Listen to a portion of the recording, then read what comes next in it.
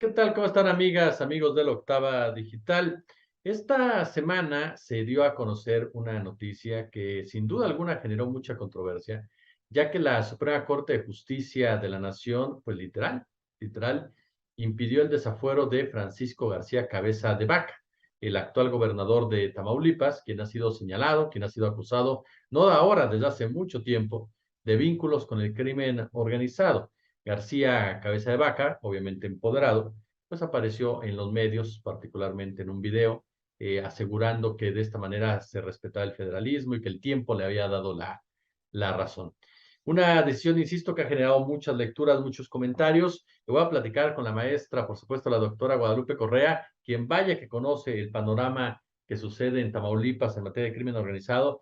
Mi querida Lupita, tú y yo ya lo hemos platicado en otras ocasiones, quién es García Cabeza de Vaca. Y yo lo primero que te preguntaría es, ¿cuál es tu sentir, tu lectura a raíz de esta decisión que toma la Suprema Corte de Justicia en torno a este personaje? Es una decisión por demás desafortunada, Jesús, por las implicaciones que esto puede tener más adelante y que esto va a tener más adelante. Creo que la Suprema Corte tenía en sus manos un caso muy importante sobre el cual podrían haber decidido para en el futuro que no se dieran este mismo tipo de cuestiones. Es verdad que de acuerdo a la actual legislación, el Congreso local debe ratificar esta petición de desafuero por parte del gobierno federal. Pero la Suprema Corte de Justicia podía haber cambiado esta decisión para haberlo hecho, para que en otras ocasiones se hubiera dado una lectura distinta a casos de este tipo. ¿Y a qué me refiero? Me refiero a casos como el de Francisco Javier García Cabeza de Vaca, con toda una trayectoria de alegados vínculos con la delincuencia organizada, corrupción, tráfico de influencias y toda una serie de tropelías que se han venido reportando, no solamente en este espacio, sino en múltiples espacios por múltiples personas, un estado donde no hay justicia, donde se fabrican culpables por casos que ya hemos mencionado aquí. Es una terrible situación la que vive el Estado, más que nunca parece que cada vez el Estado va peor, pero cuando tiene el control sobre su Congreso local con una operación política y además legal, con grandes abogados y con algunos jueces, pues con ciertas agendas políticas no basadas con la ley, pues se le da un amparo, se le ha ido retrasando este proceso, pues entonces la lectura que se le debe dar, y es una cuestión muy de gran importancia, es que en otras ocasiones donde también exista, y sabemos que los gobernadores se convirtieron después de la desintegración del Partido Revolucionario Institucional, se convirtieron en los nuevos señores feudales. Vamos a tener, y muchos de ellos han sido acusados de muchísimos delitos y de proteger a la delincuencia organizada, de corrupción y de muchos actos por demás criminales. Si empiezan a delinquir o si delinquen en cualquier momento de sus 6 años de mandato, pues entonces, si tienen el control de su Congreso local, el Congreso local los va a defender a capa y espada, como el caso de Tamaulipas. Es una cuestión complicadísima, porque el gobernador, como operó Cabeza de Vaca, otros gobernadores criminales, otros gobernadores extremadamente corruptos que le hacen daño a los ciudadanos de su país, de su estado, perdón, van a poder operar por 6 años con plena impunidad si tienen el control de sus congresos locales. Es una decisión, la de la Suprema Corte, por demás nefasta, incomprensible, porque ellos conocían bien y conocen bien cuál es la implicación de su labor como miembros de la Suprema Corte. Esto es impensable. Ahorita mencionas un punto, mi querida Lupita, sobre todo para la gente que a final de cuentas no ha estado muy pendiente, pero de mencionarlo, decías, Cabeza de Vaca, el estado cada vez está peor. Hablar de repente de que Tamaulipas cada vez está peor, de superar a personajes como Tomás Yarrington, Eugenio Hernández, el propio Egidio Torre Cantú. ¿En qué se pudrió Tamaulipas con García Cabeza de Vaca? Sí, porque el estado de Tamaulipas, y es importante que menciones esto, porque el estado de Tamaulipas ha tenido altas y bajas en el número de homicidios en los últimos años, en las últimas administraciones, altas y bajas, y de repente, pues el estado explota, ¿no? En lo general, desde el año 2018, cuando Andrés Manuel López Obrador llega a la presidencia y García Cabeza de Vaca empieza a pelear ciertas batallas con el gobierno federal, los homicidios empiezan a bajar, pero no necesariamente porque Francisco Javier García Cabeza de Vaca haya operado toda una estrategia para que los homicidios bajaran. De hecho, su gran mercadotecnia, su gran campaña de mercadotecnia se hizo en los primeros años, donde realmente subían más los homicidios. Estoy hablando de la cuestión del Estado de Derecho, de la corrupción, de la justicia. Con Francisco Javier García Cabeza de Vaca, no solamente tenemos gobernadores acusados de corrupción y de vínculos con la delincuencia organizada. Tenemos un gobierno en el cual se fabrican culpables, donde la Fiscalía General de la República, en un proceso electoral, presenta órdenes de aprehensión contra personajes directamente vinculados, inclusive los hijos de un gobernador, del candidato a gobernador, Américo Villarreal en este caso.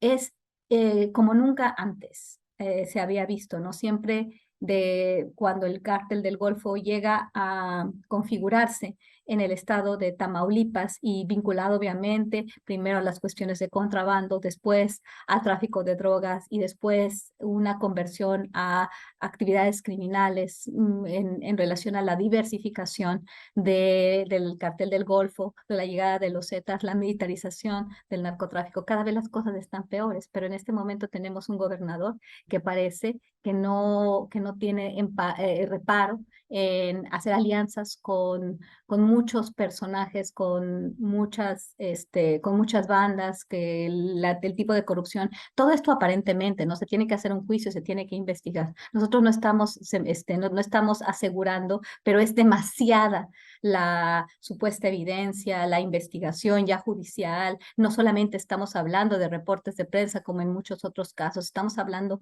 de muchísimos testimonios. Por ejemplo, yo he recogido una gran cantidad de testimonios a lo largo de toda mi investigación sobre el estado de Tamaulipas y la delincuencia organizada, porque parece ser que en el caso anterior había todavía una cierta institucionalidad. ¿Dónde está Yarrington? ¿Dónde está Eugenio Hernández? Pero pareciera ser que ahora, aprovechando la polarización, también quizás hay alguna mano, ¿no? De algunas fuerzas. Se dice que, bueno, obviamente, pues el bloque opositor se manifiesta a favor de Javier García Cabeza de Vaca, y bueno, esto le permite a él también, con la decisión de la Suprema Corte, avanzar hacia la impunidad. Creo que nunca como ahora tenemos una impunidad así en un estado donde se violan flagrantemente los derechos humanos y no existe la justicia y donde se fabrican culpables.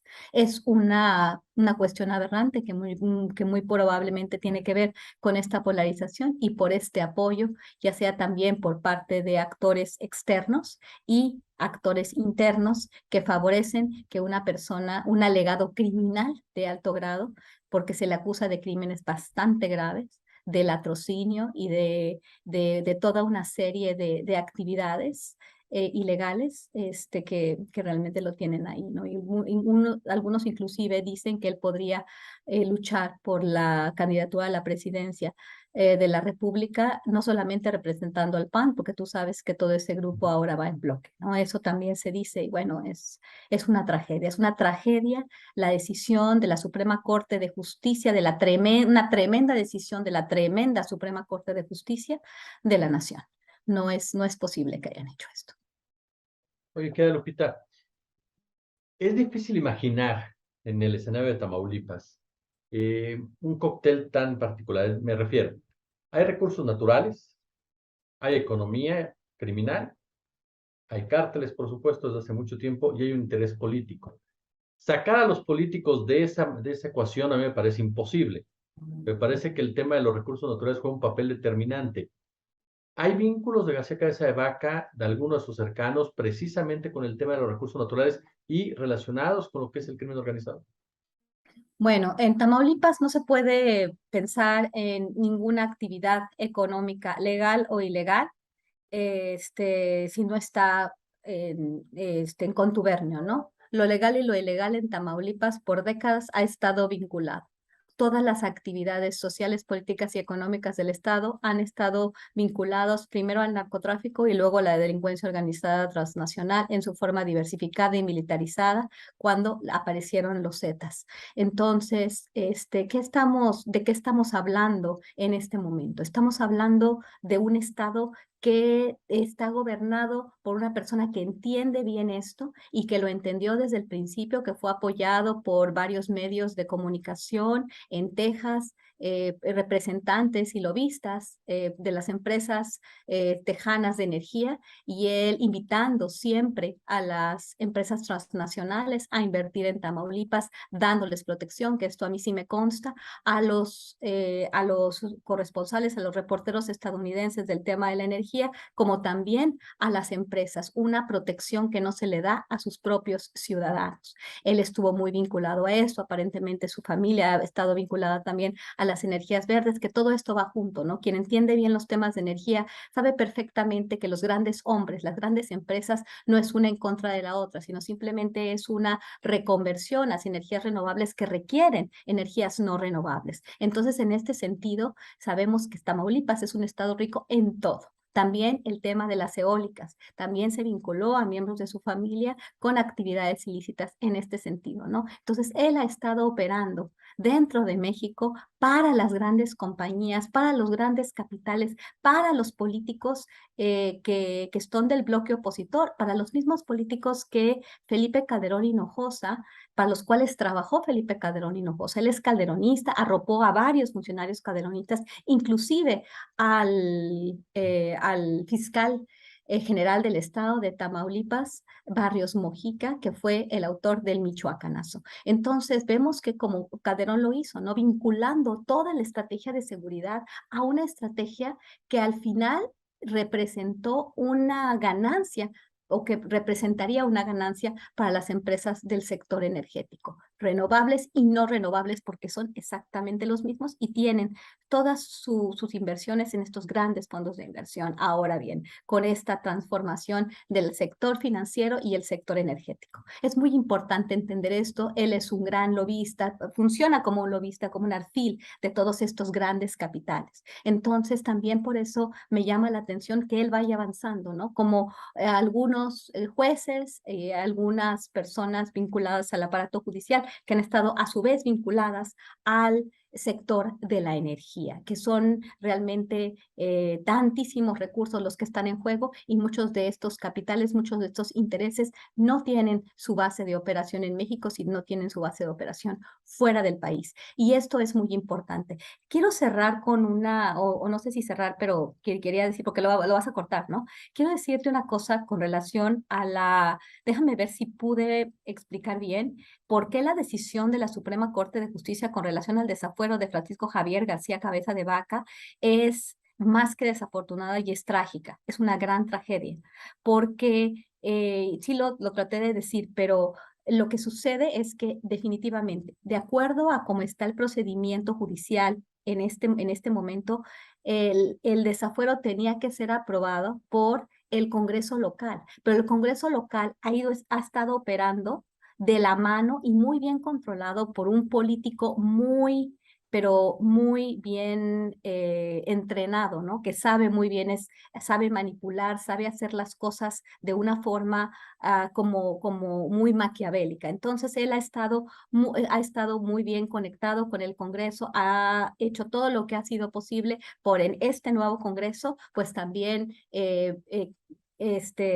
manipular las lealtades y todo este tipo de cuestiones. Entonces, el Congreso local, en ese momento, ampliamente a su favor, decide que no se le juzgue, que no se le quite el fuero. Entonces, no estamos hablando, y aquí es donde hay una confusión, no estamos hablando que esta decisión sea en relación a su culpabilidad o no, es del fuero para que se le pueda juzgar. Estamos hablando de fuero. Es que la Suprema Corte y todos los medios de comunicación, la mayor parte de los medios de comunicación, no quieren hablar de lo que está en juego. Es el fuero a gobernadores que una y otra vez han estado vinculados a crímenes, a corrupción.